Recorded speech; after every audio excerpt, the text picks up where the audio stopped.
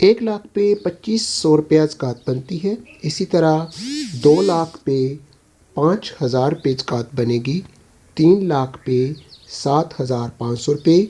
4 लाख रुपये हों तो 10,000 रुपये ज़कात बन जाएगी। इसी तरह 5 लाख रुपये अगर है तो 12,500। अगर 6 लाख रुपये आपके पास हैं तो उसके लिए 15,000 रुपये। 7 लाख रुपये है तो 17,500 रुपये। 8 लाख रुपये अगर हैं तो 20,000 रुपये। इसी तरह अगर 9 लाख रुपये है तो 22,500 रुपये ज़कात बनती है। अगर 10 लाख रुपये है तो 25,000 रुपये ज़कात बनेगी। इसी तरह अगर 20 लाख रुपये हैं तो आपकी जो सालाना ज़कात बनेगी वो 50,000 रुपये है। अगर आपके पास 30 लाख रुपये हैं तो फिर 75,000 रुपये आपकी ज़कात बनेगी। इसी तरह अगर 40 लाख रुपये हैं तो उसके ऊपर 1 लाख रुपये ज़कात बनेगी। अगर 50 लाख हैं तो उसके ऊपर 1,25,000 रुपये ज़कात बनेगी।